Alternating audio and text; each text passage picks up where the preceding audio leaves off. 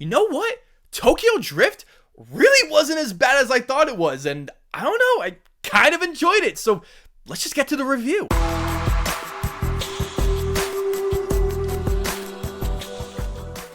Welcome back, film fans. This is Let's Be Real with Brad. Today we're going to be talking about the third film, or the seventh film in chronological order, in the Fast and Furious universe films, with the Fast and the Furious Tokyo Drift. It is directed by Justin Lin, and his first film in this franchise, as he will go on and direct pretty much all of the rest of the movies in this franchise. So before I dive into this review, I want to talk about the first time that I've seen this movie, because when I first watched it, I really did not like it at all, and I always considered it the weakest one, just like all the other critics did when they first watched it. But now watching it again, especially in chronological order, I definitely enjoyed this one a lot more than I did, and it's definitely going to go up the ranks, because this movie is so much fun.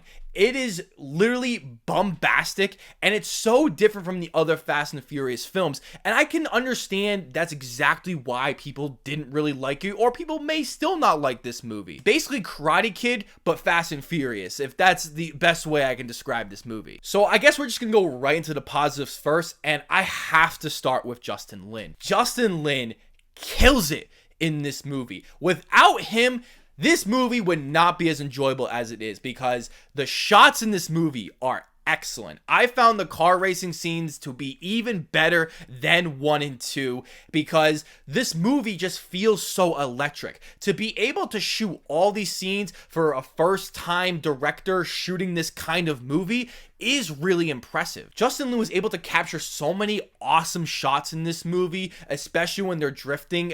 In the parking lot especially was awesome. I also found some of the montage scenes to be really exciting, adding some hip-hop infused moments that was just leaving me all groovy, and I was just like, oh, okay, let's get to it, Justin. The next positive I have is with the score and the soundtrack. This is the first time that composer Brian Tyler joined the series, as he does pretty much the rest of the films as well, and I thought he killed it in this one too. It actually adds to all the car racing scenes and some of the good punch 'em out moments that I enjoyed. The original soundtrack is pretty good as well. It's not as good as that awesome original one, but the Tokyo Drift theme song, oh, it is amazing. If you have never heard it, I can't play it for copyright reasons, but my goodness, just do a video of me doing this with the Tokyo Drift music.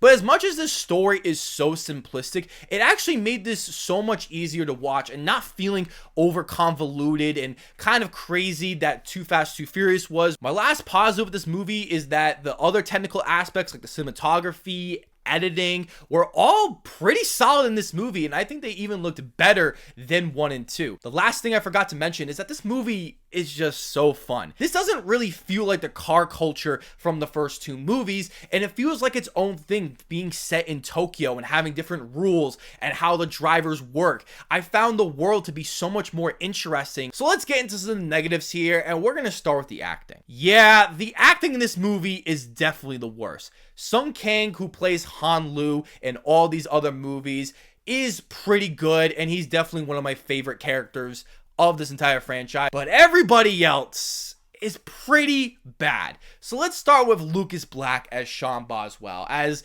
I don't really think a lot of people like him, especially because his character is literally a cocky asshole cowboy with his real strong American accent that might not do it for a lot of people. Bow Wow is also in this movie as he plays the character Twinkie, and I actually thought he did a decent job. He's definitely not an amazing actor by any means, but I definitely think he sold on the jokes. But everybody else in this movie, especially the main girl, is literally so bad. She could have been replaced by anybody, and I thought that to be so disappointing when a lot of the movies have had decent acting. The second negative I have with this movie is that as much as this movie has a simplistic, easy story, it definitely feels the by the numbers with all the things going into place where the guy is trying to get the girl from this other guy. It definitely feels like a 1980s, 1990s kind of movie, and if you're someone that enjoys those kind of movies, you might enjoy this, but I think at this time in 2006,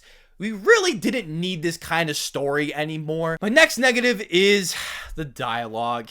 Yeah, it's really bad. As much as there's some funny jokes, this movie is really cheesy, and I think the movie knows that, but some of the things that these characters say to each other don't even feel like real human beings sometimes. It just feels so clunky and weird. But when the moments are just cheesy and over the top, when they're just like, no, I'm gonna beat you in this car race, I'll see you on the track, like, that stuff is great.